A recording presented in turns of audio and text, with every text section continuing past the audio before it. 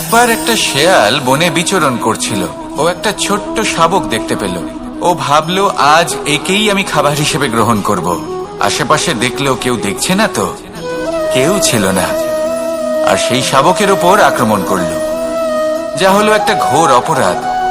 বনের নিয়ম অনুসারে আপনি কখনোই শাবকের উপর আক্রমণ করতে পারেন না। তারপর এই খবরটা যখন রাজা সিংহ জানতে পারলেন, সভার আয়োজন করলেন। কিন্তু সেখানে শেয়াল বলল, আমি তো এরকম কিছু করিনি। কিন্তু যদি আপনি এরকম বলেন, কোনো প্রমাণ দিন, এর কোনো সাক্ষী আছে? তখন রাজা সিংহ পেঁচাকে ডেকে পাঠালেন, যে সেই মুহূর্তে বৃক্ষের শাখার ওপর বসেছিল। সে সব কিছু দেখেছিল। পেঁচা সব সত্যি কথা বলল, আর শেয়ালকে মৃত্যুদণ্ড দেয়া হলো। এবার এই কাহিনী আমি আপনাকে কেন শোনালাম? কারণ মানুষও কখনো কখনো এরকম কর্ম করেন যা শিয়াল করেছে। এটা ভাবেন কেউ দেখছে না, যখন আমি অনুচিত কর্ম করতেই পারি। কিন্তু না, আপনি যাই করুন না কেন, কেউ না কেউ অবশ্যই তা দেখছে। কোনো ব্যক্তি না হলেও কোনো প্রাণী, না হলে কোনো যক্ষ বা দেব বা প্রেত। যদি এনারা কেউ না দেখেন, তাহলে ধরিত্রী মাতা দেখেন, যেখানে দাঁড়িয়ে আপনি সেই কর্ম করছেন, তাই না? তাই একটা কথা সবসময় মনে রাখবেন, কে দেখছেন কে দেখছেন না সেই বিষয়ে ভাবা ছেড়ে দিন। এটা খুব সহজ কথা। আপনি যদি উচিত কর্ম করেন, উচিত ফল পাবেন। যদি অনুচিত কর্ম করেন, তাহলে আপনি অনুচিত ফল অবশ্যই পাবেন।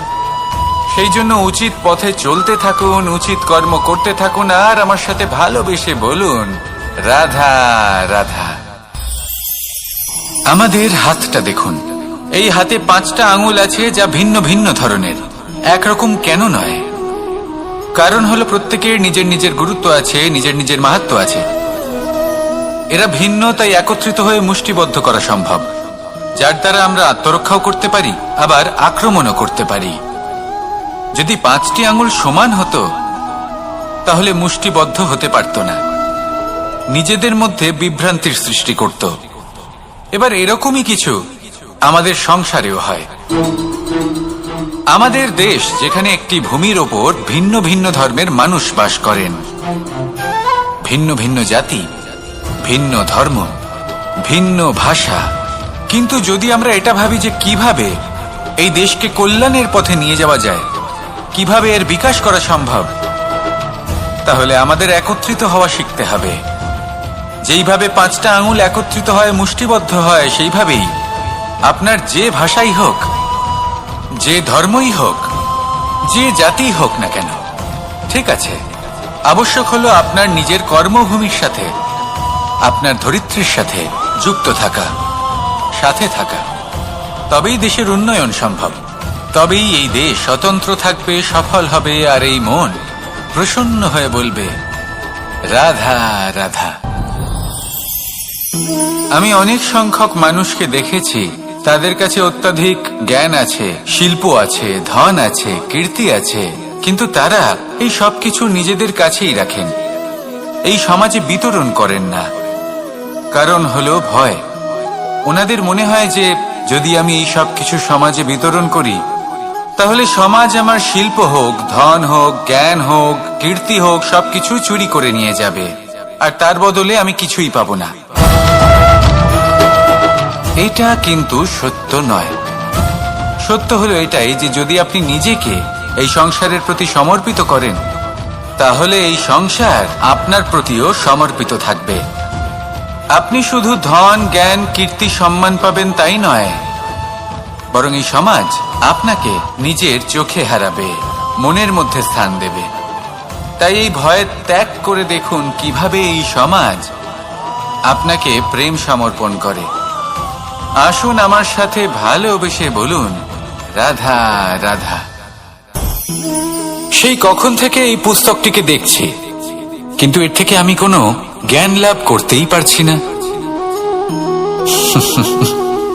এবার আপনি বলবেন যে আজ কেমন বিচিত্র কথা বলছি আমি। যদি এই পুস্তক থেকে আমাকে জ্ঞান লাভ করতে হয়, তাহলে শুধুই তাকিয়ে থাকলে হবে না। আমাকে এই পুস্তককে খুলতে হবে, পড়তে হবে, তাকে বুঝতে হবে, তবেই তো জ্ঞান প্রাপ্তি হবে। বড়ই সহজ একটা ব্যাপার, কিন্তু একে যাপন করা অত্যন্ত কঠিন, তাই না? আপনি নিজেকেই দেখে নিন। আপনার কাছে অনেক জ্ঞান রয়েছে। সহজ থেকে সহজতর জ্ঞানের কথা যদি বলি, আপনি এটুকু তো জানেন যে সত্যি কথা বলা ভালো কাজ, দান করা হলো পুণ্যের কাজ। আপনি জানেন যে পরিশ্রম করলে সাফল্য আসবে। এই জ্ঞান তো আমাদের কাছে রয়েছে, এমন অনেক জ্ঞান আমাদের কাছে রয়েছে, কিন্তু আলস্যের কারণে, অবহেলা করে আমরা শুধু এই জ্ঞান প্রয়োগ করতে পারি না, এই জ্ঞান যাপন করতে পারি না, একে আচরণে প্রয়োগ করতে পারি না, সেই জন্য দুঃখী হয়ে যাই। তাই আপনার কাছে যা যা জ্ঞান আছে, যা যা জ্ঞান আপনি লাভ করেছেন, সেই জ্ঞান যাপন করা শুরু করুন, জীবনে প্রয়োগ করতে শুরু করুন। এই মন প্রত্যেকটি মুহূর্তে প্রসন্ন থাকবে, আর লক্ষ্যপ্রাপ্ত করে এই মন বলবে, রাধা রাধা। এই ফল কি তা বলার কোনো প্রয়োজন নেই, এই ফল কতটা সুস্বাদু সেটাও বলার কোনো প্রয়োজন নেই। ধরুন এমন কোনো মানুষ আসলেন যিনি জানেন না এটা কোন ফল, তিনি এটা দেখে ভাববেন এ তো কাঁটার একটা গুচ্ছ মনে হচ্ছে, নিয়ে ফেলে দেবেন। সেখানে দ্বিতীয় কোনো ব্যক্তি যিনি বুঝদার, তিনি দেখবেন, ভাববেন যে প্রকৃতি এর গায়ে এত কাঁটা কেন দিয়েছে, অবশ্যই সুরক্ষার জন্য দিয়েছে, অর্থাৎ ভিতরে অবশ্যই অমূল্য কিছু রয়েছে। সেই ধরনের ব্যক্তি এই ফলের অন্তরে প্রবেশ করেন এবং এই ফলের আনন্দ উপভোগ করেন। এরকমই কিছুটা আমাদের সংসারেও আমরা দেখতে পাই। প্রত্যেকদিন আমরা নতুন নতুন মানুষের সাথে পরিচিত হই।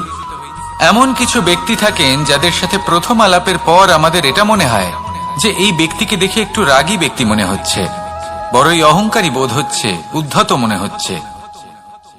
বেশিরভাগ মানুষ প্রথম আলাপের পরে তাদের সাথে দূরত্ব বজায় রাখবেন, কিন্তু যিনি বুঝদার ব্যক্তি তিনি ভাববেন যে এই ব্যক্তি এমন কেন করছেন, হয়তো সুরক্ষার খাতিরে এই ব্যক্তি নিজেকে এরকম করে তুলেছেন যাতে অন্য কোনো ব্যক্তি এসে ওনার সময় নষ্ট না করেন, ওনার আবেগের সাথে ছলনা না করেন, খেলা না করেন। হয়তো অতীতে এমন কোনো ঘটনা ঘটেছে যার জন্য এই ব্যক্তি কিছুটা এরকম হয়ে গেছেন। এমনই একজন ব্যক্তি সেই ব্যক্তির মনের গভীর পর্যন্ত পৌঁছতে পারেন আর সেখান থেকে শুভ গুণগুলিকে বাইরে বের করে আনতে পারেন। এরকমই ব্যক্তি হয়ে উঠুন, এমন বুঝদার ব্যক্তি হয়ে উঠুন যিনি সামনের ব্যক্তির খারাপ গুণগুলিকে অবহেলা করে হৃদয়ের অন্তঃস্থল থেকে শুভ গুণগুলিকে প্রকাশিত করে এবং সেই ব্যক্তিকে দেখাতে পারে। এমন ব্যক্তি হয়ে উঠুন যিনি নিজের জীবনকেও সফল করে তোলেন এবং অন্যের জীবনকেও। আসুন আমার সাথে ভালোবেসে বলুন, রাধা রাধা।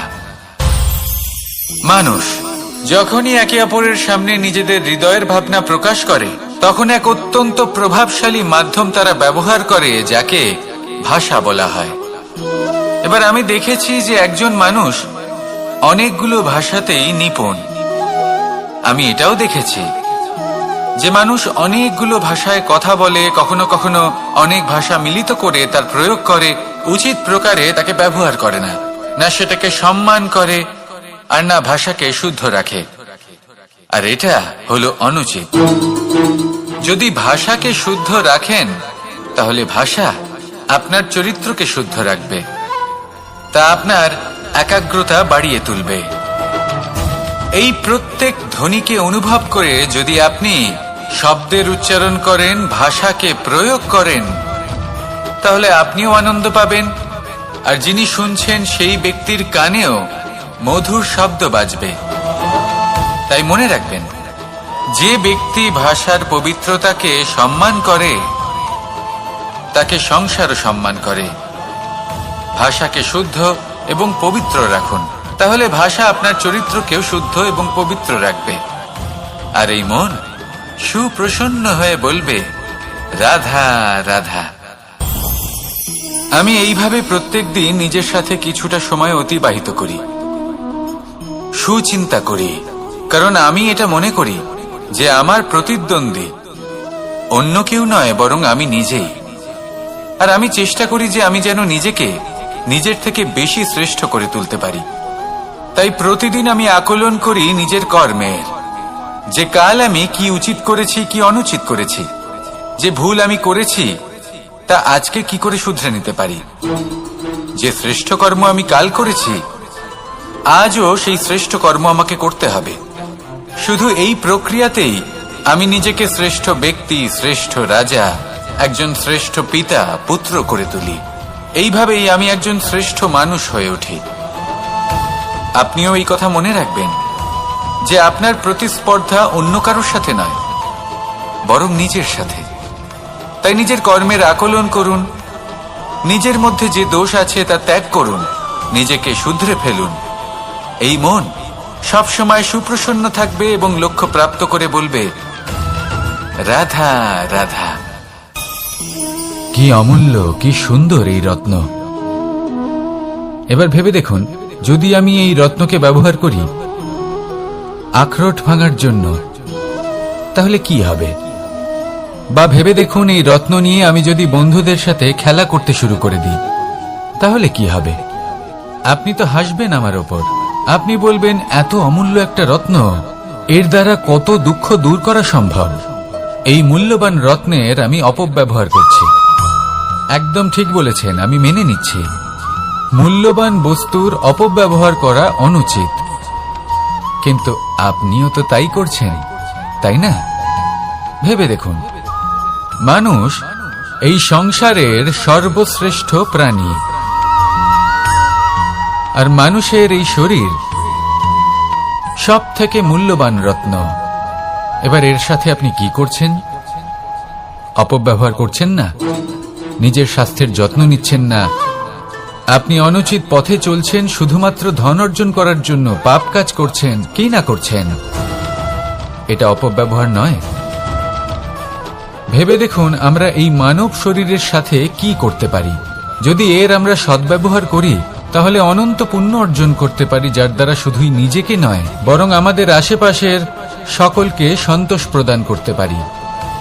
তাই সংকল্প নিন, এটাই যে মানব শরীরের আমি সদ্ব্যবহার করব, পুণ্যের পথে চলব, সকলের মঙ্গলের জন্য, সকলের প্রসন্নতার জন্য।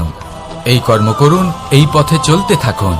এই মন সন্তোষ বোধের সাথে বলবে, রাধা রাধা।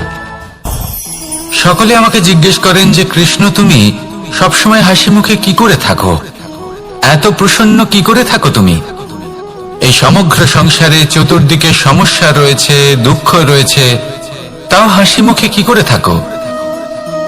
সত্যি কথাই বটে, এই সংসারে চারিদিকেই দুঃখ রয়েছে, প্রত্যেকের জীবনে সমস্যা রয়েছে।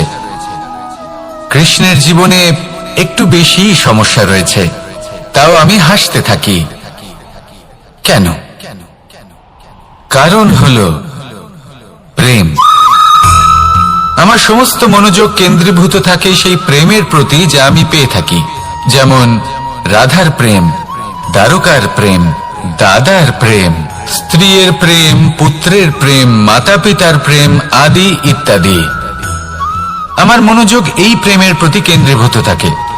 আর যখনই আমি এই প্রেমের কথা স্মরণ করি, মুখে দুশ্চিন্তা অথবা দুঃখের আবেগ দেখা অসম্ভব ব্যাপার। শুধু এটাই হলো রহস্য কৃষ্ণের হাসি মুখে থাকার, তার হাসির রহস্য। আপনিও জীবনে এটাই করুন।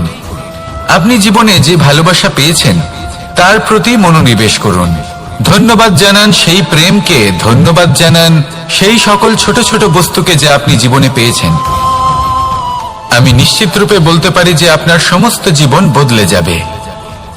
সংকল্প করুন যে আপনি এই জীবনে শুধু প্রেম বিতরণ করবেন। এই মন জীবনের প্রত্যেক মুহূর্তে প্রসন্ন থাকবে আর আনন্দ সহকারে বলবে, রাধা রাধা। এই সংসারে আমি একজন কুশল সারথি হিসেবে প্রসিদ্ধ। কিন্তু এমনটা ঠিক কেন? কারণ আমি প্রত্যেকটা মুহূর্তে রথের নিয়ন্ত্রণ নিজের হাতে পূর্ণরূপে রাখি। যেই না রথ পথভ্রষ্ট হয়ে পড়ে, সেই মুহূর্তে তাকে সঠিক পথে নিয়ে আসি। শুধু সেই জন্য সবাই আমাকে কুশল সারথি বলেন। এবার আপনাকেও আপনার জীবনে কুশল সারথি হয়ে উঠতে হবে।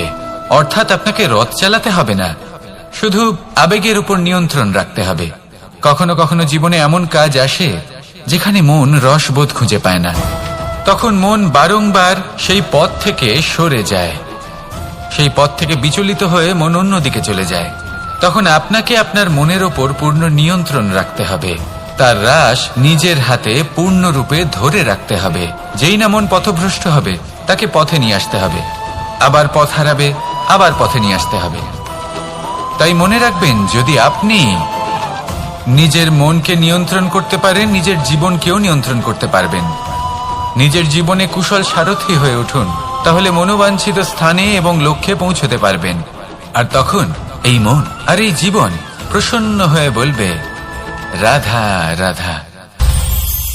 কেউ বলে জীবন খুব ক্ষণস্থায়ী, কেউ বলে জীবন হলো একটা সুন্দর স্বপ্নের মতো, আবার কেউ বলবে জীবন হলো এক কঠোর সত্য।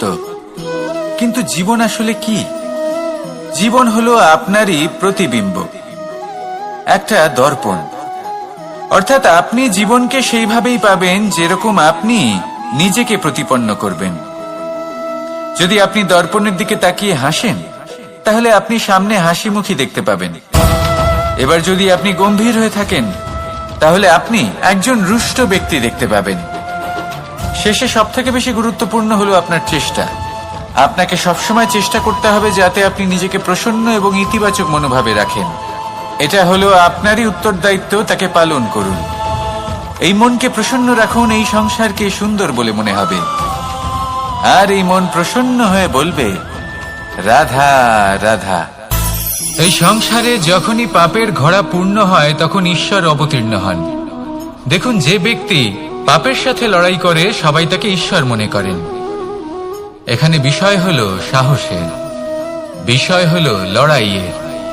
এই সময় সর্বশ্রেষ্ঠ শিক্ষক, আর সময় তার সাথেই খেলা খেলে যে সর্বশ্রেষ্ঠ খেলোয়াড় হয়।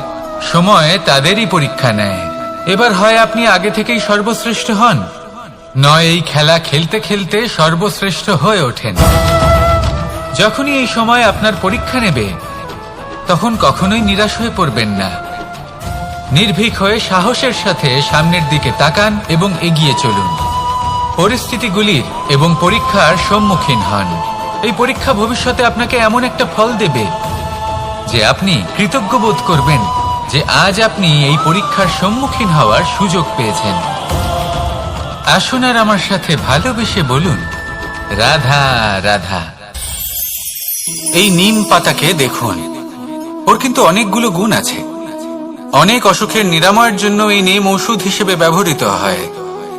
এটা এই পরিবেশের জন্যও ভালো, আমাদের শরীরের জন্যও ভালো।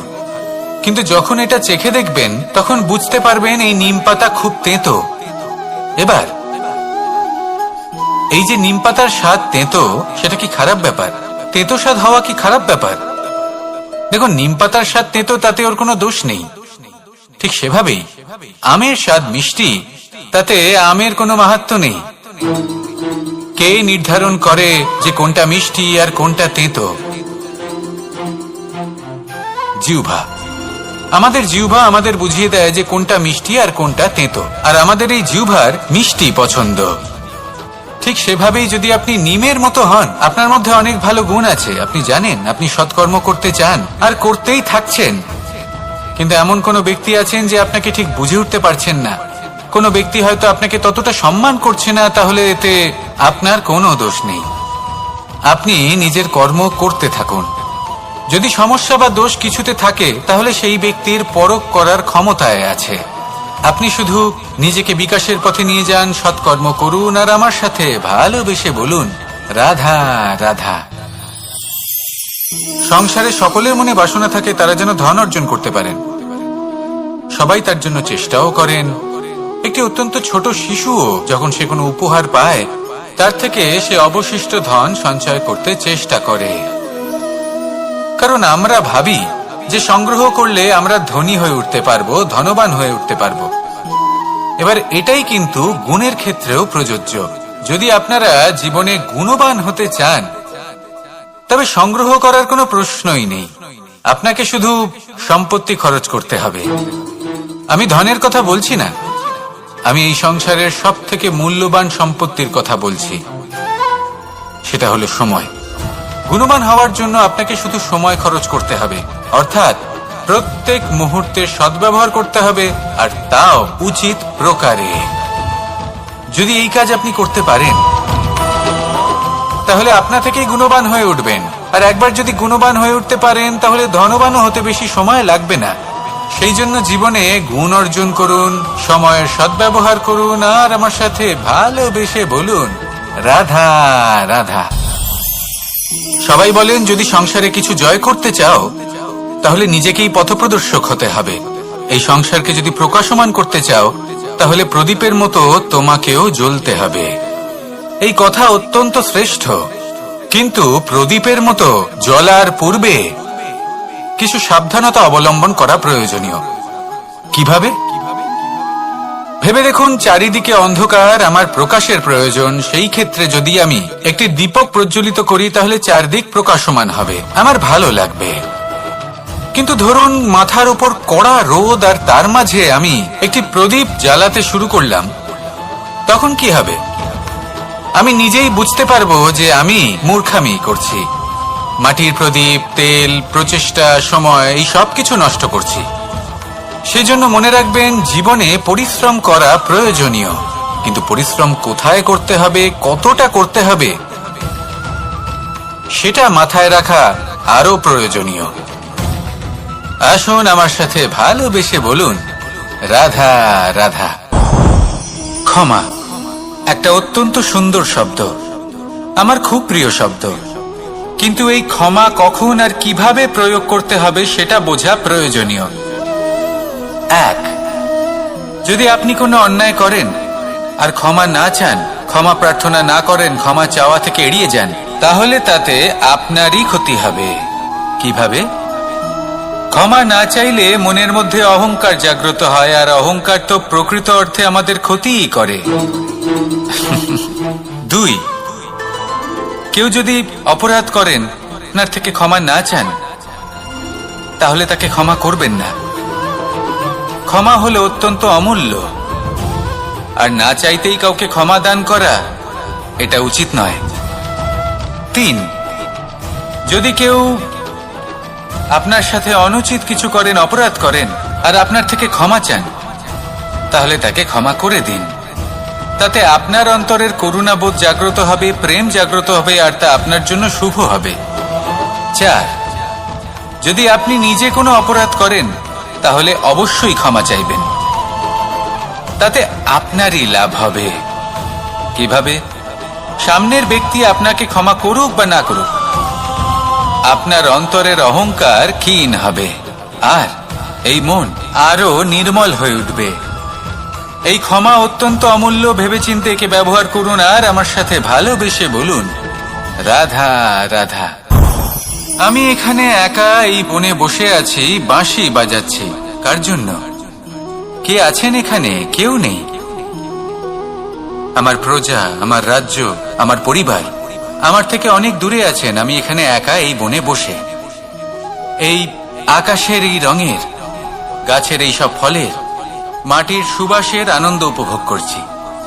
কেন? আমি হলাম দ্বারকাধীশ। এমন কি রাজকীয় বা ভৌতিক সুখ রয়েছে যে আমি ওখানে পেতে পারি না? সবকিছুই পেতে পারি, তাও এখানে বনে একা বসে আছি। কোন সুখ খুঁজে চলেছি? একা থাকার সুখ। আমরা প্রত্যেকদিন অনেক মানুষের সাথে, চিন্তাধারার সাথে, কর্মের সাথে, পরিস্থিতির সাথে, সুখ দুঃখের দ্বারা বেষ্টিত থাকি। জীবনের এই চক্রে আমরা জড়িয়ে পড়তে থাকি। যতই আমরা এই সমস্যার সমাধান করি, আমরা ততই এতে জড়িয়ে পড়ি। আমরা এতটাই জড়িয়ে পড়ি যে যখন আমরা আয়নায় নিজেদের দেখি তখন আমরা নিজেদের চিনতেই পারি না। এমন মনে হয় যেন আমরা নিজেদের হারিয়ে ফেলেছি। সেই জন্য প্রত্যেক দিন আপনি কিছু সময় নিজের সাথে কাটান একান্তে। এটা অত্যন্ত আবশ্যক। নিজের অস্তিত্বের গভীরে গিয়ে দেখতে শিখুন, নিজেকে বুঝুন। অদ্ভুত শান্তির অনুভূতি হবে। যেমন এই বায়ু, এই বৃক্ষ, এই পুষ্প, এই নিসর্গ, এদের মতো আপনিও কখনো একলা হতে শিখুন। কখনো নিসর্গের একটা অংশ হয়ে দেখুন। এই মন প্রসন্ন হয়ে বলবে, রাধা রাধা। বাহ, পুষ্পের সুবাস আমার খুব ভালো লাগে। অত্যন্ত সুন্দর হয় এই পুষ্প। এইভাবে চারিদিকে পুষ্প দেখে মন আনন্দিত হয়ে ওঠে। এবার আপনারা ভেবে দেখুন, আমার চারিদিকে পুষ্প নয়, আগুন আছে। তাহলে কি হবে? আমার শরীর কি জ্বলে যাবে না? অবশ্যই জ্বলবে। শরীরকে কি আগুনের তাপ সহ্য করতে হবে না? অবশ্যই সহ্য করতে হবে। এটাই হলো প্রকৃতির নিয়ম। এই নিয়ম কিন্তু আমরা সবাই জানি, কিন্তু আমাদের মধ্যে বেশিরভাগ মানুষ এই বিভ্রান্তি নিয়ে বাঁচি যে এই যে প্রকৃতির নিয়ম, তা আমার উপর প্রযোজ্য নয়। তা কিন্তু নয়। আমাদের চতুর্দিকে এই যে নিসর্গ রয়েছে, আমরা তার কতটা ক্ষতি করি সেটা একবার ভেবে দেখুন। আমরা বনাঞ্চল জ্বালিয়ে দিই, বায়ু দূষিত করি, জল দূষিত করি, প্রাণীদের হত্যা আমরা করি। কেন? এই নিসর্গ আমরা নষ্ট করি, যদিও আমরা জানি যে আমরাও হলাম এই নিসর্গেরই অংশ।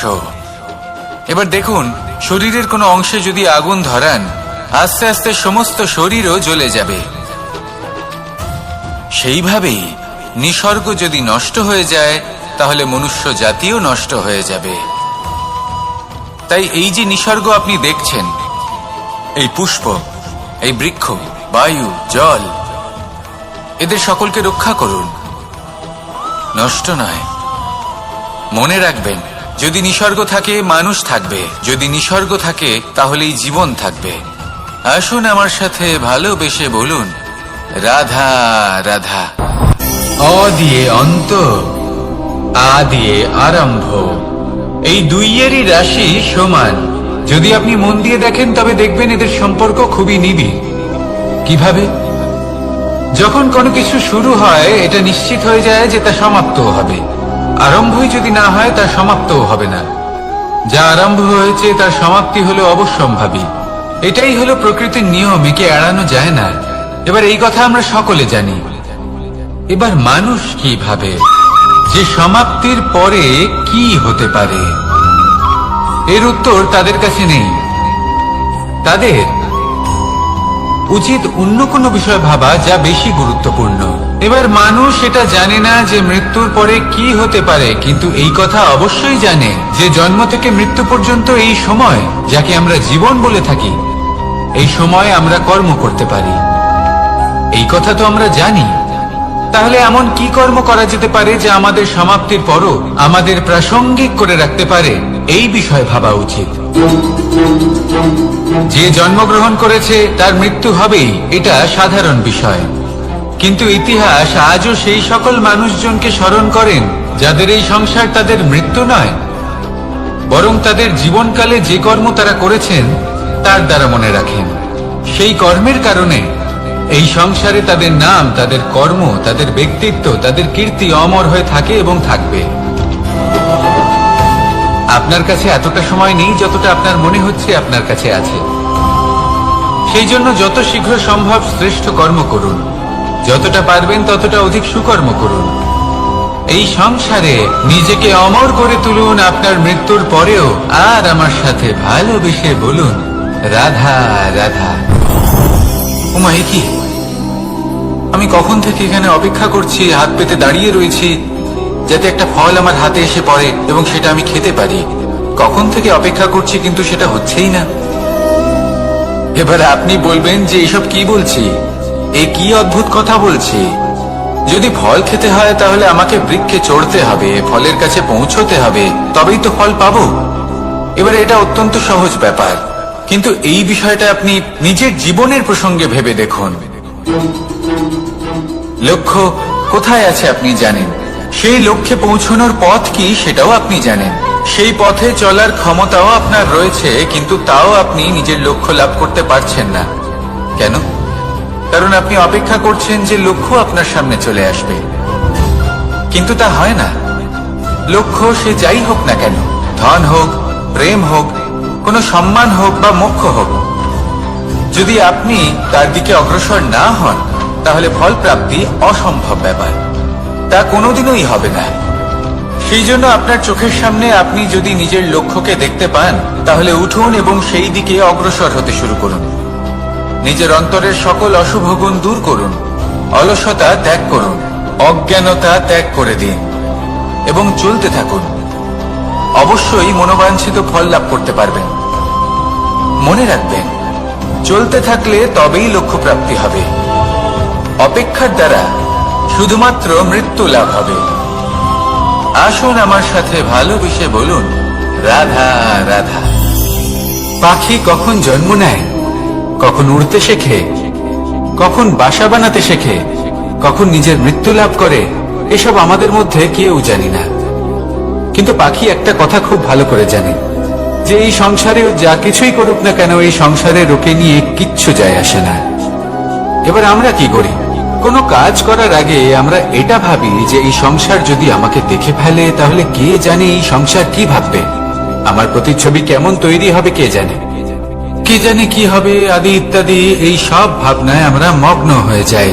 কিছুটা এমন ভাবে মগ্ন হই যে বর্তমানের কর্মের এই জীবনের যাত্রাপথে সেই সময়ের আনন্দ উপভোগ করতে ভুলে যাই। এবার দেখুন একটা পাখি কি করে, ওর কর্ম হলো গান গেয়ে চলা। ওই পাখি গেয়ে চলে, কেউ ওর গান শুনুক বা না শুনুক, কেউ আদৌ শুনছে কিনা সেই বিষয়টা নিয়ে সেই পাখির কিছুই যায় আসে না। সেই পাখি নিজের কর্ম করতে থাকে। হয়তো সেই জন্যই আপনি কখনো কোনো পাখিকে কাঁদতে দেখবেন না। এরকমই আপনাকে নিজেকে গড়ে তুলতে হবে। প্রথমে নিজেকে জিজ্ঞেস করুন, এই যে কর্ম আমি করতে চলেছি সেটা কি উচিত? যদি আপনার মনে হয় সেটা উচিত, তাহলে সেটা প্রমাণ করুন। এটা ভাববেন না যে এই সংসার কি ভাববে। আসুন আর আমার সাথে ভালোবেসে বলুন, রাধা। বনের মধ্যে যদি আপনি কোনো বিষাক্ত সাপ দেখেন, তাহলে কি করবেন? আপনি তখনই তার থেকে দূরে পালাতে চেষ্টা করবেন। আর এটা কেন করবেন? নিজের রক্ষার্থে। এই কথা আমি নয় মেনে নিলাম, কিন্তু নিজের জীবনে এটা করেন না কেন? আপনি যেখানেই যান, যে স্থানেই যান না কেন, প্রত্যেক সময় প্রত্যেক মুহূর্তে এমন বিষাক্ত সাপ আপনি অবশ্যই খুঁজে পাবেন। আর সেই সাপ নয় যাদের আপনি বনে খুঁজে পাবেন, এরা হলো সেই সাপ যা আপনাকে পাপ করতে বাধ্য করবে। আপনার অন্তরের বাসনা, ক্রোধ, অহংকার, লোভ, ঈর্ষা এদের বৃদ্ধি ঘটাবে। দেখুন, বনের এই সাপ আপনাকে একবার ছেড়ে দিতেও পারে, ছোবল নাও মারতে পারে, কিন্তু এই যে পাপরূপী সাপ আছে তা অবশ্যই ছোবল মারবে। কর্ম যদি করেন তাহলে অবশ্যই ফল পাবেন। সেই জন্য যখনই কোথাও যাবেন, যদি এমন কাউকে দেখেন, যদি এমন কিছু দেখেন যে আপনাকে পাপ করতে বাধ্য করছে, তাহলে সেই মুহূর্তে সেখান থেকে পালিয়ে যান। যেমন বনের সাপ দেখে আপনি পালাতে থাকেন। সৎকর্মের রক্ষা অত্যন্ত আবশ্যক। আসুন আর আমার সাথে ভালোবেসে বলুন, রাধা রাধা। যদি কোনো সিংহ বানরের মতো গাছে চড়তে চেষ্টা করে, তাহলে কি হবে? একটা মাছ যদি মাটিতে হাঁটতে চেষ্টা করে, তাহলে কি হবে? তারা বিফলই হবে। কিন্তু এরকম কেন হয়? তার কারণ হলো প্রকৃতির রচনা কিছুটা এরকম। এখানে প্রত্যেকটি ব্যক্তিকে, প্রত্যেকটি প্রাণীকে আলাদা আলাদা গুণের অধিকারী করা হয়েছে এবং সকলকে একটা সীমাও প্রদান করা হয়েছে। এবার এই যে বৃক্ষ, পশু, পাখি, এদের মধ্যে সেই ক্ষমতাই নেই যে এরা নিজেদের যাচাই করতে পারবে, নিজেদের সীমাগুলো বুঝতে পারবে, নিজেদের সদ্গুণগুলো চিনতে পারবে। এরা সেটা করতে পারবে না। কিন্তু মানুষ তো আলাদা। মানুষের কাছে সেই বিশেষ শক্তি আছে যে তারা পূর্ণরূপে নিজেদের যাচাই করতে পারবে, নিজেকে পূর্ণরূপে বুঝতে পারবে, নিজের দোষ, নিজের অপগুণ, নিজের সদ্গুণ, নিজেদের সীমাগুলো তারা বুঝতে পারবে। আর এটা অত্যন্ত গুরুত্বপূর্ণ। কথায় আছে যে যদি সাফল্য লাভ করতে হয়, তাহলে নিজেকে যাচাই করে নিতে হবে। তাই নিজেকে যাচাই করুন, নিজের সাথে পরিচিত হয়ে যান এবং জীবনে কর্ম করতে থাকুন। সাফল্যের শিখরে অবশ্যই পৌঁছে যাবেন। আর ওখানে যদি যান, তাহলে এই মন প্রসন্ন হয়ে অবশ্যই বলবে, রাধা রাধা। অন্ধকারাচ্ছন্ন রাত্রি যদি এসে থাকে, তাহলে আলোকিত প্রকাশ নিয়ে সূর্যও অবশ্যই আসে। রোগ যদি এসে থাকে, তাহলে তার ওষুধও অবশ্যই আসে। সমস্যা যদি আসে, তাহলে সেই সমস্যার সমাধানও নিজে থেকেই আমাদের কাছে চলেই আসে। এই সংসার, এই জীবনের শুধুমাত্র একটাই নিয়ম আছে, আর তা হলো এটাই, এই সংসার হলো একটা চক্রের মতো। এতে শাশ্বত বলে কিছু নেই, নিত্য বলে কিছু নেই। আর যা কিছুই রয়েছে সব বদলাতে চলেছে। যদি আপনার জীবনে দুঃখ থাকে, সমস্যা থাকে, যদি আপনি বিপদ দ্বারা আচ্ছন্ন, তাহলে মনে রাখবেন সবকিছু বদলে যেতে চলেছে। দুঃখের সময় কাঁদবেন না, মনকে আরো দুঃখী করে তুলবেন না, কারণ এখানে যা কিছুই এসেছে তা যাওয়ার জন্যই এসেছে। তাহলে এত চিন্তা কিসের? আনন্দ সহকারে জীবন যাপন করুন আর আমার সাথে ভালোবেসে বলুন রাধা রাধা। রাত্রিবেলায় যখন আলোকিত জোনাকিদের দেখেন তখন মন প্রসন্ন হয়ে ওঠে। এদের দেখতে খুবই সুন্দর লাগে। আর এমন ঠিক কেন হয়? প্রথম হলো এটাই যে রাতের বেলায় চতুর্দিক অন্ধকারাচ্ছন্ন থাকে। এমত অবস্থায় যদি আমরা কোথাও একটু প্রকাশ দেখি, তাহলে সেটাই আশার কিরণের ন্যায় মনে হয়। সেই প্রকাশই আমাদের মন প্রসন্ন করে তোলে। আর সেই জন্য যে সকল মানুষ রাতের বেলায় কোনো জোনাকি দেখতে পান তারা প্রসন্ন হয়ে যান।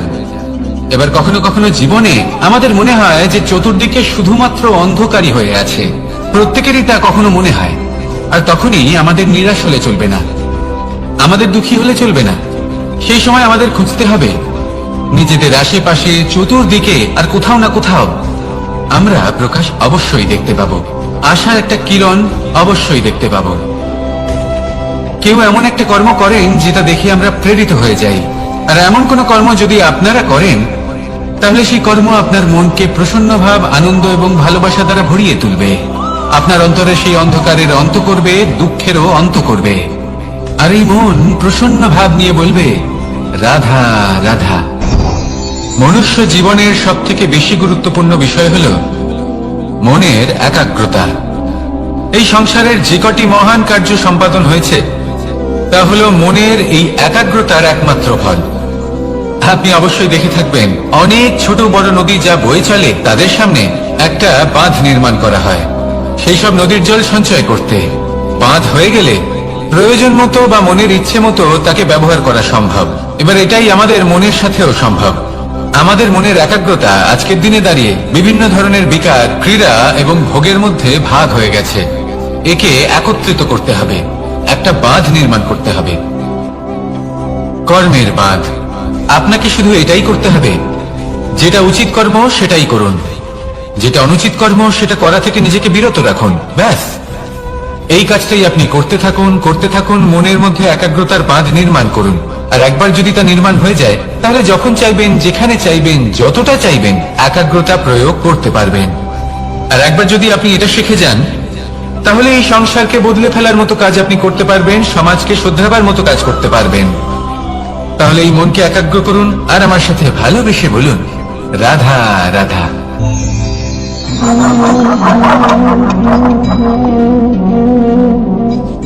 কোন ব্যক্তিকে নিশ্চয়ই দেখেছেন যিনি নিজে কাঠ কাটার এই কাজে নিপুণ এবং অভিজ্ঞ। এবার আপনারা দেখবেন যে তার মনোযোগ সমস্ত কাঠের ওপর থাকে না, তার মনোযোগ থাকে শুধুমাত্র একটা কাঠের ছোট্ট একটি অংশের উপর, যেখান থেকে তার টুকরো করা হচ্ছে। কিন্তু সেটা উনি কেন করেন? যদি এটা উনি না করেন তাহলে সেই কাঠ সঠিক পদ্ধতি এবং তাড়াতাড়ি কাটা যাবে না। জীবনেও তাই হয়ে থাকে। আপনি হয়তো কোনো লক্ষ্য স্থির করেছেন বা পথ নির্বাচন করেছেন বা কাজ স্থির করেছেন যেটা আপনি করেই ছাড়বেন। তাহলে নিজের সম্পূর্ণ মনোযোগ শুধুমাত্র তার উপর কেন্দ্রীভূত করুন। যদি আপনার মন এদিক ওদিক তাকাতে থাকে, অস্থির হয়ে পড়ে, বিচলিত হয়ে পড়ে, যদি তা হয়ে থাকে তাহলে আপনি অবশ্যই অসফল হবেন। তাই কর্মঠ থাকুন, নিরন্তর কর্ম করতে থাকুন এবং পূর্ণ মনোযোগ দিয়ে নিজের কাজ করুন। নিজের পথে অগ্রসর হন বা নিজের লক্ষ্য প্রাপ্ত করতে চেষ্টা করুন।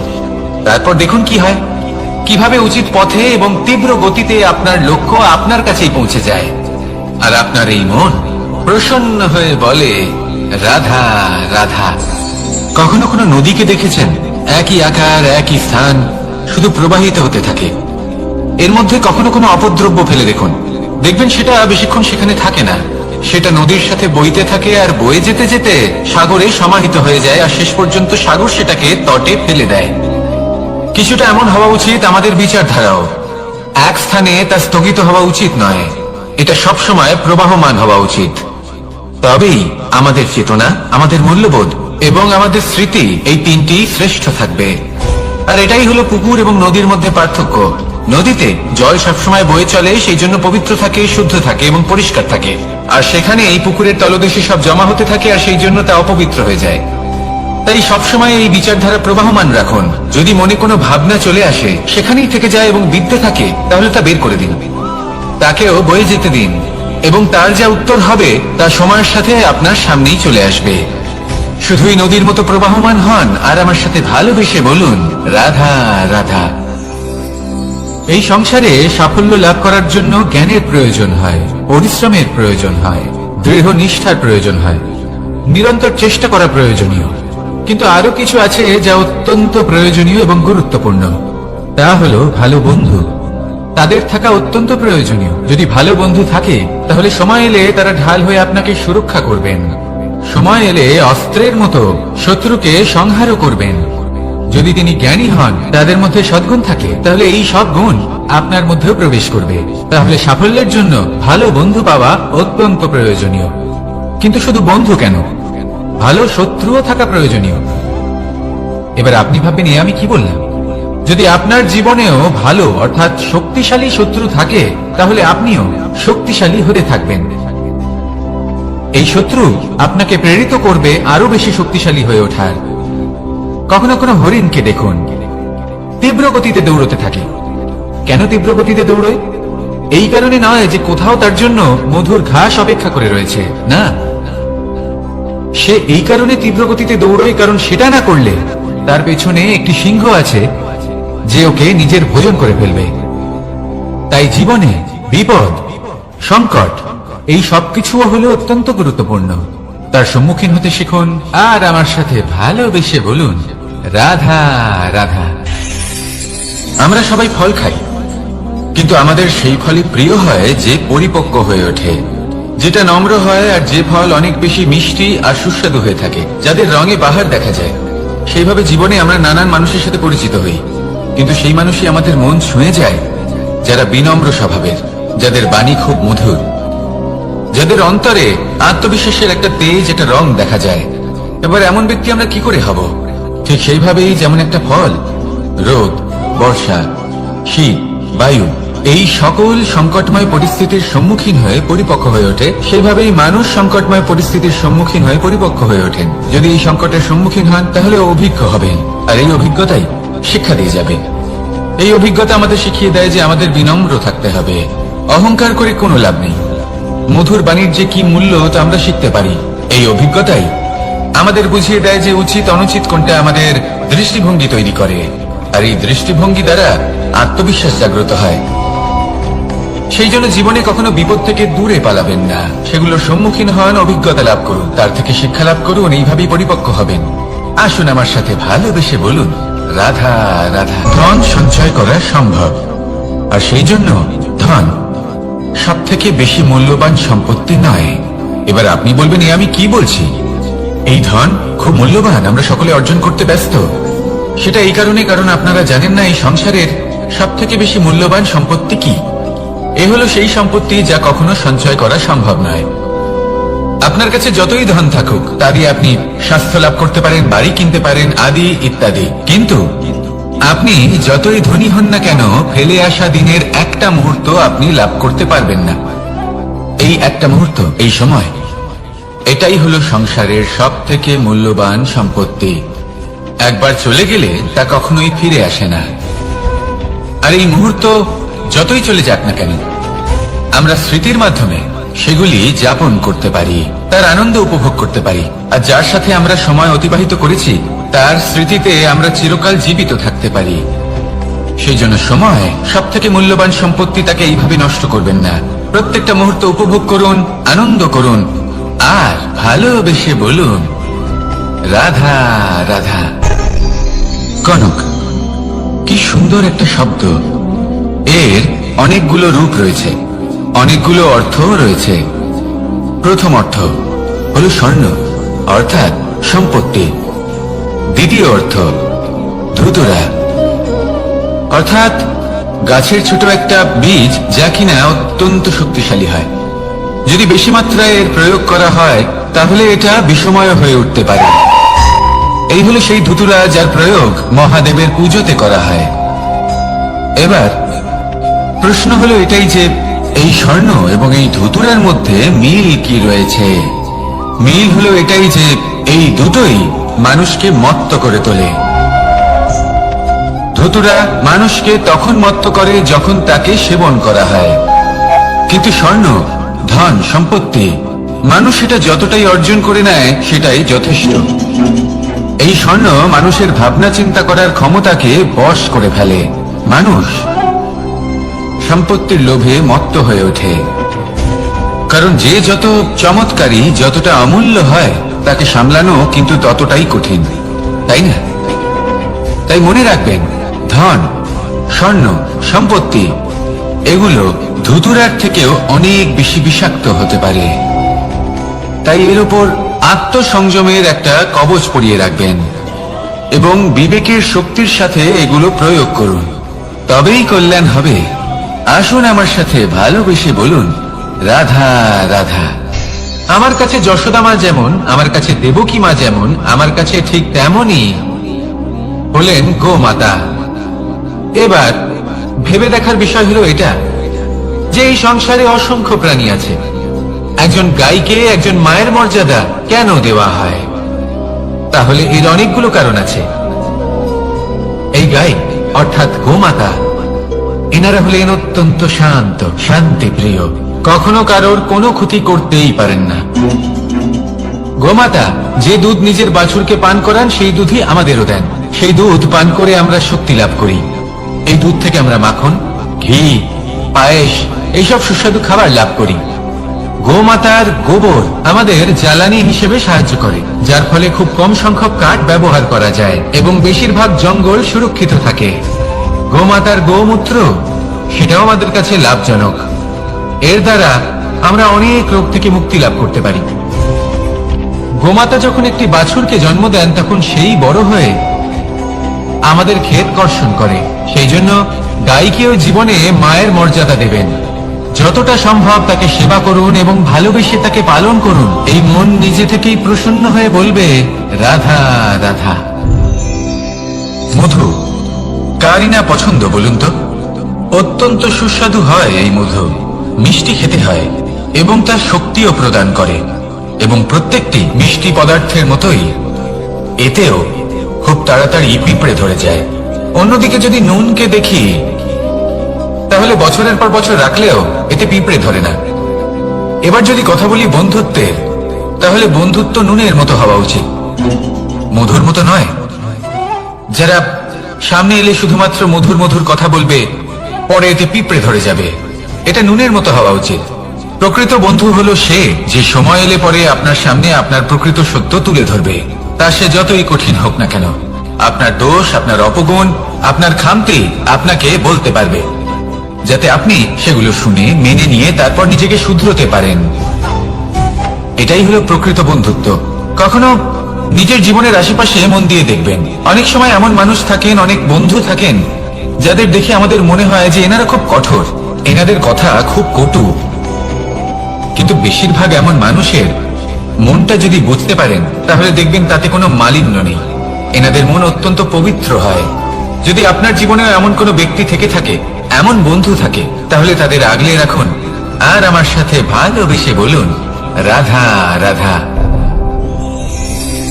যতক্ষণ আমরা এই সংসারে জীবিত, ততক্ষণ আমাদের সাথে সবকিছু থাকে। আমাদের ধন, সুখ স্বাচ্ছন্দ্য, আমাদের মিত্রগণ, আমাদের পরিবার, এই সমাজ, এই সবকিছু আমাদের সাথে থাকে। যেদিন আমরা এই সংসারকে ত্যাগ করব, এদের মধ্যে কেউ আমাদের সাথে যাবে না। না ধন, না স্বাচ্ছন্দ্য, না সম্পত্তি।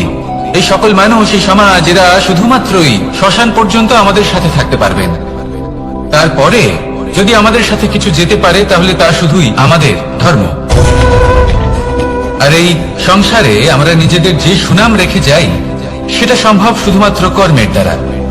সেই জন্য সংসারে যতদিন পর্যন্ত জীবিত আছেন, যদি কিছু অর্জন করতে চান, তাহলে ধর্ম অর্জন করুন, ধর্মের বিষয়ে স্পষ্টতা অর্জন করুন এবং কর্ম অর্জন করুন। এটাই হবে আপনার অতীত এবং এটাই হবে আপনার ভবিষ্যৎ, এবং এটাই সকলকে প্রেরণা প্রদান করবে। আসুন আমার সাথে ভালোবেসে বলুন, রাধা রাধা।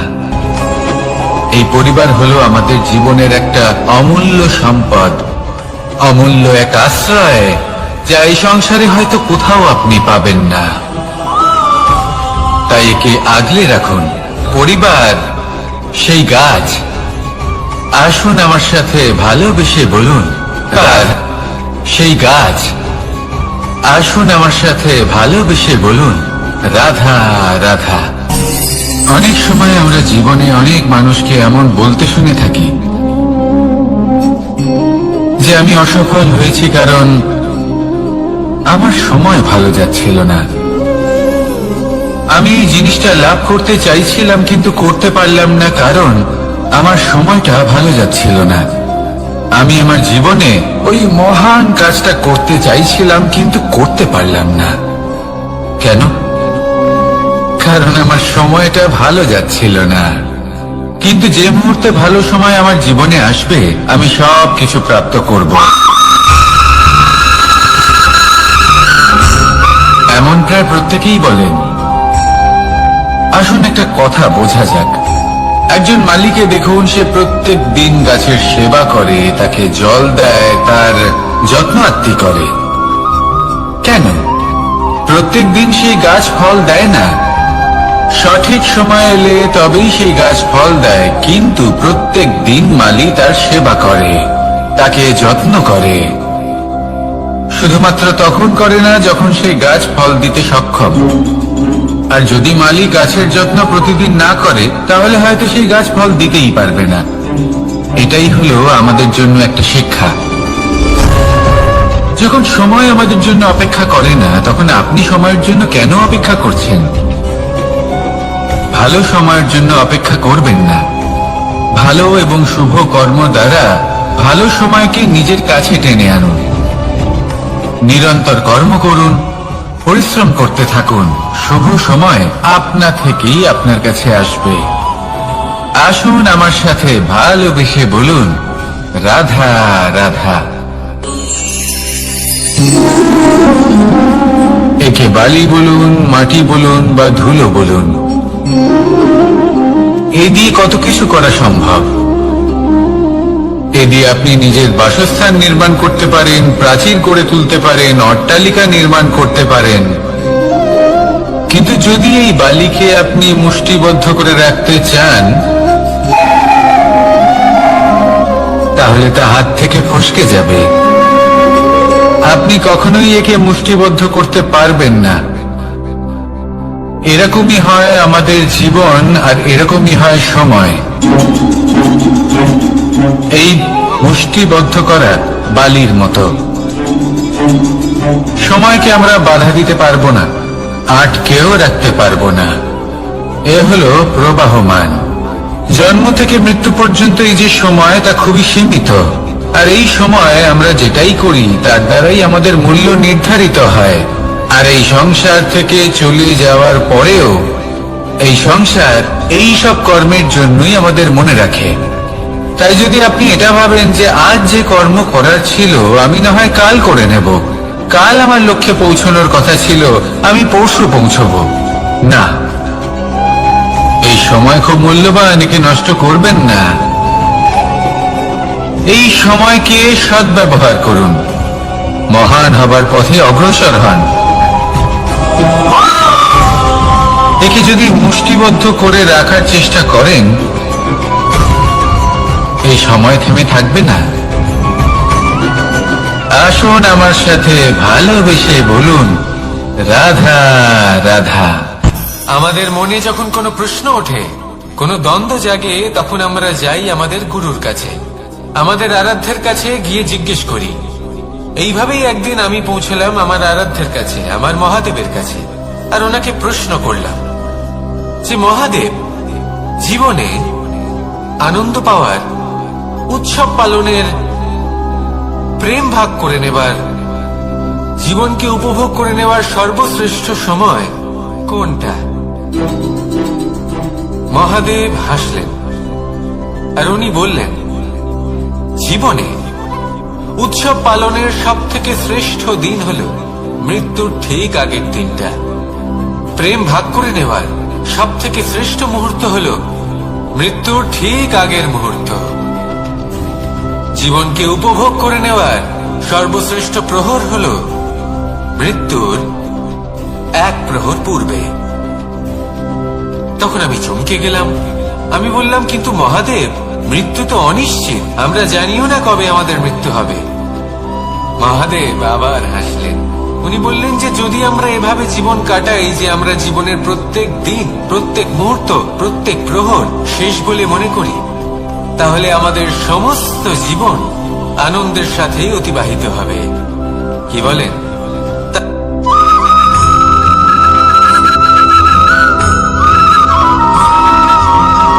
এই সংসারে কোনো বস্তু হোক বা ব্যক্তি হোক, তার একার গুরুত্ব কিন্তু খুব বেশি নয়।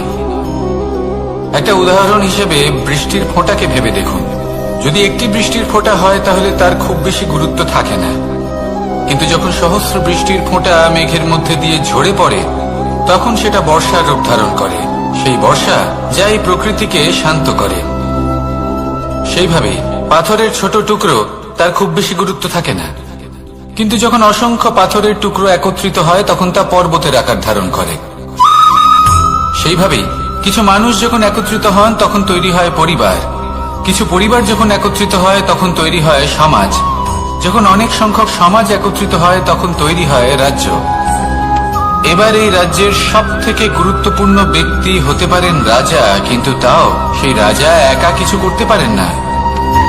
যুদ্ধ লড়ার সময় তারও নিজের সৈন্যদলকে প্রয়োজন পড়ে।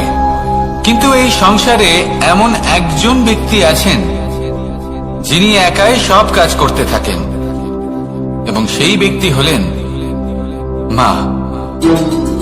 আমাদের জীবনে একজন পিতার ভূমিকা কিন্তু নিঃসন্দেহে অমূল্য, কিন্তু আমাদের সকলের জীবনে যে ভূমিকা একজন মায়ের তা অন্য কারোর থাকে না।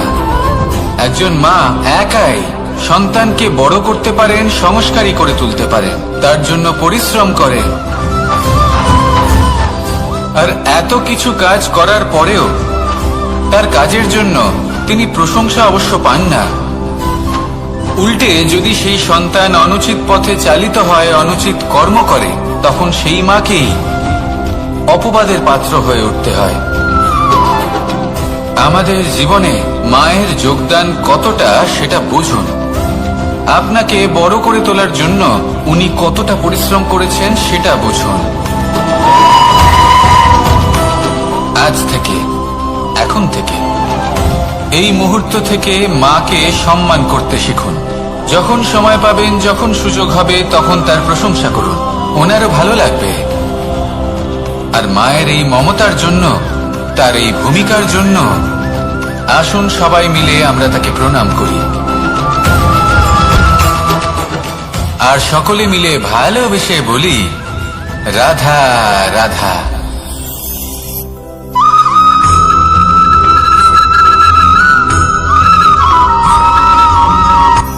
এই সংসারে সাফল্য লাভ করার জন্য জ্ঞানের প্রয়োজন হয়, পরিশ্রমের প্রয়োজন হয়, দৃঢ় নিষ্ঠার প্রয়োজন হয়, নিরন্তর চেষ্টা করা প্রয়োজনীয়।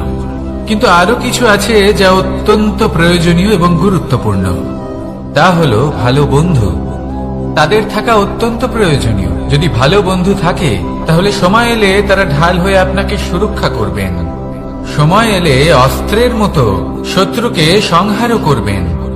যদি তিনি জ্ঞানী হন, তাদের মধ্যে সদ্গুণ থাকে, তাহলে এই সব গুণ আপনার মধ্যেও প্রবেশ করবে। তাহলে সাফল্যের জন্য ভালো বন্ধু পাওয়া অত্যন্ত প্রয়োজনীয়। কিন্তু শুধু বন্ধু কেন, ভালো শত্রুও থাকা প্রয়োজনীয়। এবার আপনি ভাববেন, আমি কি বললাম? যদি আপনার জীবনেও ভালো অর্থাৎ শক্তিশালী শত্রু থাকে, তাহলে আপনিও শক্তিশালী হতে থাকবেন। এই শত্রু আপনাকে প্রেরিত করবে আরো বেশি শক্তিশালী হয়ে ওঠার। কখনো কোনো হরিণকে দেখুন, তীব্র গতিতে দৌড়তে থাকে। কেন তীব্র গতিতে দৌড়য়? এই কারণে নয় যে কোথাও তার জন্য মধুর ঘাস অপেক্ষা করে রয়েছে, না। সে এই কারণে তীব্র গতিতে দৌড়য় কারণ সেটা না করলে তার পেছনে একটি সিংহ আছে যে ওকে নিজের ভোজন করে ফেলবে। তাই জীবনে বিপদ, সংকট, এই সবকিছুও হলো অত্যন্ত গুরুত্বপূর্ণ। তার সম্মুখীন হতে শিখুন আর আমার সাথে ভালোবেসে বলুন রাধা রাধা।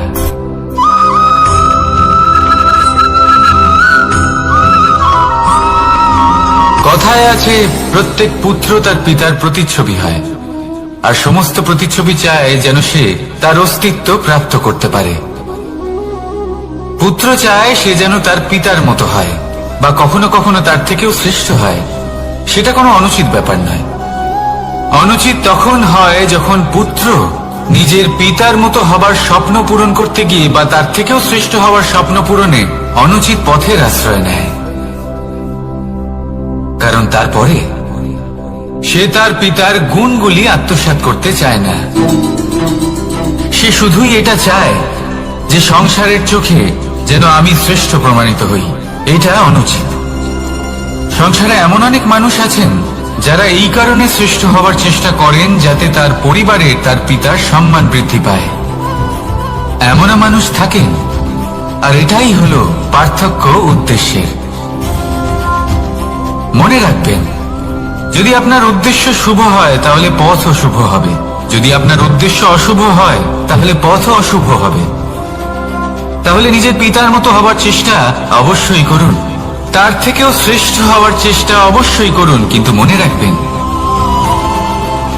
আপনার সংকল্প আর আপনার উদ্দেশ্য এই দুই শুভ হওয়া উচিত। তাহলে আসুন আর আমার সাথে ভালোবেসে বলুন, রাধা রাধা।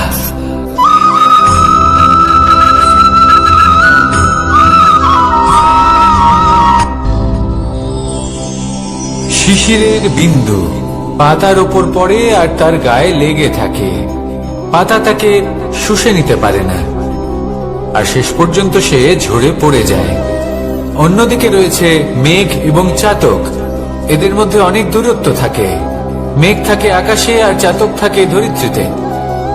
কিন্তু যখন এই মেঘ থেকে বৃষ্টি ঝরে পড়ে, এই চাতক কিন্তু সেই জলই পান করে, নয়তো সে তৃষ্ণার্ত থেকে যায়। এবার অন্যদিকে দেখলাম শিশির বিন্দু আর পাতার এই সম্পর্ক। এরা খুব কাছাকাছি থাকে, ঘনিষ্ঠও থাকে। অন্যদিকে রয়েছে মেঘ এবং চাতকের সম্পর্ক, যাদের মধ্যে অনেক দূরত্ব থাকা সত্ত্বেও তারা খুব ঘনিষ্ঠ, তাই না? এই সারমর্ম খুব সরল। এই নৈকট্য, এই দূরত্ব, তা আপনার সম্পর্কে প্রভাব কিছুতেই ফেলতে পারে না। এই নৈকট্য, এই দূরত্ব, এইসব হলো শুধুমাত্র মনের ব্যাপার। কখনো আপনি অনুভব করেছেন আপনি কারোর থেকে অনেক অনেক দূরে আছেন, অনেক দূরে আছেন, তাও সেই ব্যক্তির প্রতি আপনি টান অনুভব করেন। সেখানে আপনি কারোর সাথে প্রত্যেক দিন অতিবাহিত করেন, সমস্ত জীবন অতিবাহিত করেন, সব থেকে বেশি সময় তার সাথে অতিবাহিত করেন, তাও তার প্রতি সেই টান অনুভব করেন না। এই সংকেত হলো মনের দূরত্বের। তাহলে মনের এই দূরত্ব দূর করুন আর আমার সাথে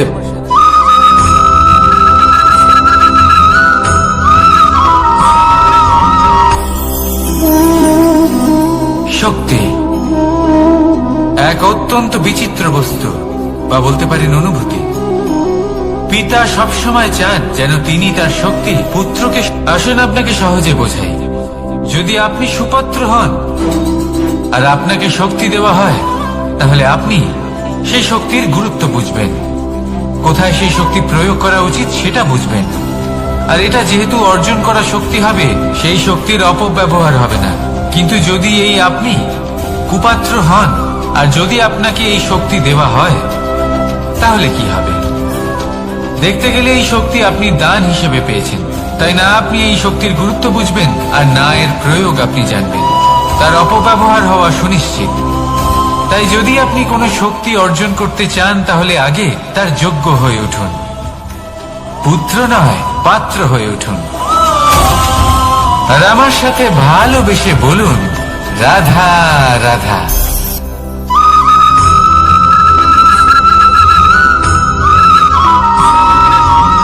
ভালোই, শুধু ওনাদের কঠোর ব্যবহার দেখলে আমরা একটু ভয় পেয়ে যাই।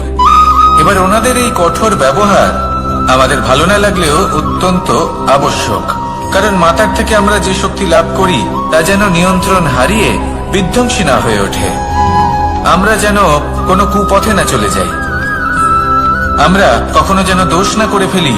শুধু সেই জন্য পিতা এবং গুরু একটু কঠোর হয়ে ওঠেন, এবং ওনাদের এই কঠোর আচরণ ভবিষ্যতে গিয়ে আমরা অবশ্যই বুঝতে পারি জীবনে কিছু বছর আমরা এগিয়ে যাই আর তারপর আমরা বুঝতে পারি যে বাবা এবং গুরু আমাদের যথেষ্ট ভালোবাসতেন, কিন্তু ওনাদের ভালোবাসার বহিঃপ্রকাশ আলাদা। প্রয়োজনীয় হলো এটা দেখার, এটা বোঝার যে শুরু থেকে আমাদের প্রতি ওনাদের আচরণ কেমন ছিল।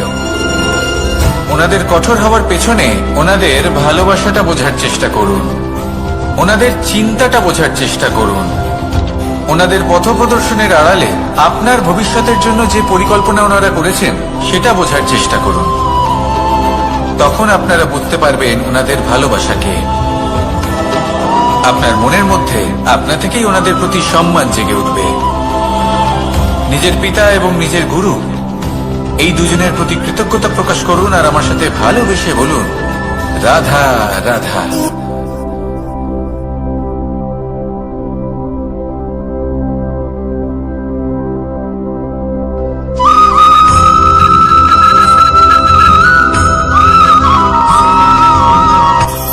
কখনো কোনো বাগানের কোনো বৃক্ষকে দেখেছেন যেখানে সুগন্ধি ফুল থাকে, রসালো ফল থাকে? তখন মন প্রফুল্ল হয়ে ওঠে, মন থেকে সেই বৃক্ষের প্রতি ভালোবাসা জন্মায়।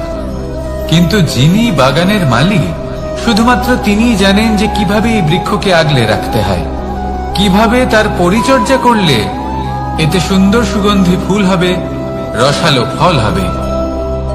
কখনো কখনো প্রয়োজনের থেকে বেশি রোদ পেলে এই বৃক্ষগুলি শুকিয়ে যায়, প্রয়োজনের থেকে কম রোদ পেলেও এই বৃক্ষ কিন্তু শুকিয়ে যায়। প্রয়োজনের থেকে কম জল যদি পায় এই বৃক্ষ শুকিয়ে যেতে পারে, প্রয়োজনের থেকে অতিরিক্ত জল যদি পায় তখনও এই বৃক্ষের শিকড়গুলি নষ্ট হয়ে যেতে পারে। এবার এটাই কিন্তু আমাদের সংসারের সাথেও হয়।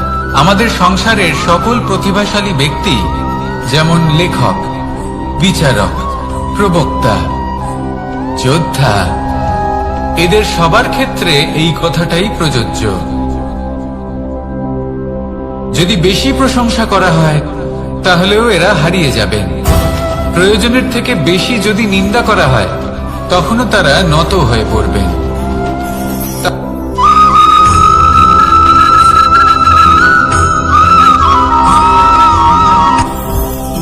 জীবনে কিছু শেখা অত্যন্ত গুরুত্বপূর্ণ।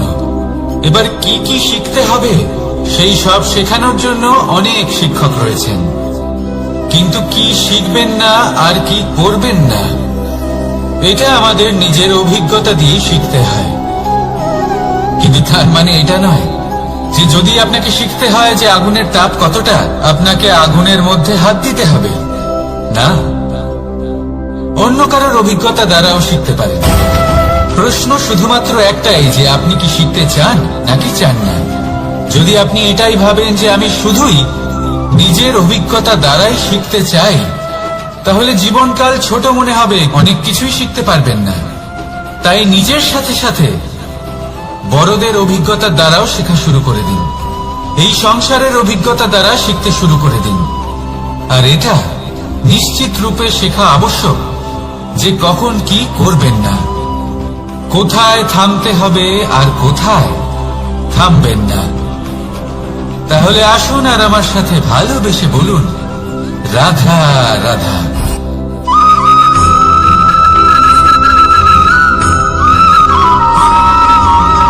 এই সংসারে সব থেকে বেশি কোমল বস্তু হলো রেশম। এই রেশম এতটাই কোমল হয় যে এর পুরো একটা থান শুধুমাত্র একটা হাতে ধরা সম্ভব। কখনো ভেবে দেখেছেন এই রেশম কিভাবে হয়? একটি কীট তার লালার দ্বারা উৎপন্ন হয়। এই কীট সেই রেশমকে পাক দিতে থাকে, পাক দিতেই থাকে আর আস্তে আস্তে তার মধ্যেই জড়িয়ে পড়ে। শেষে ওর এই সুন্দর অমূল্য সৃষ্টি রেশমের এই সুতো তার নির্মাণ কার্য পূর্ণ হয়, কিন্তু তাতেই ও নিজে বন্দী হয়ে যায়। নিজেরই মায়াজালের এই বন্দী গৃহে নিজেই ফেঁসে যায়। এবার এই সুতোকে ব্যবহারযোগ্য করে তোলার জন্য এই কীটগুলিকে এই কবচের সাথেই ফুটন্ত জলে ফেলে দেওয়া হয়। এই সংসারে যদি আমাদের স্বপ্ন এই সংসারের দুঃখ হরণ করার জন্য, এই সংসারে সুখ বিতরণ করার জন্য হয়, তবেই আমাদের প্রগতি সম্ভব। যদি আমাদের এই স্বপ্ন শুধুই আমাদের এবং আমাদের স্বার্থ সিদ্ধির জন্য হয়, তাহলে এই স্বপ্ন আমাদের অন্ধ করে দেবে, আমাদের অন্ধকারের পথে নিয়ে যাবে, আর আমরাও সেই কীটের মতো হয়ে যাব। নিজেদেরই মায়াজালে আমরা নিজেই ফেঁসে যাব, আর শেষে আমরা যদি কিছু লাভ করি তা হবে একাকিত্ব, অন্ধকারময় মৃত্যু। তাই স্বপ্ন অবশ্যই দেখুন, কিন্তু এমন ভাবে স্বপ্ন দেখবেন না যে তার এই বন্দিগৃহে আপনি নিজেই ফেঁসে গেলেন। স্বপ্ন দেখুন পরোপকারে।